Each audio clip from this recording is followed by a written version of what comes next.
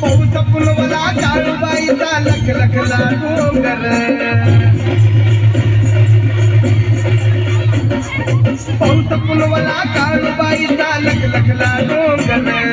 यात्रा भरते दरवर्षाची गजबजलं मांडर पायी पायी चालायचं चांग भलत बोलायचं पायी पायी चालायचं चांग भलत बोलायचं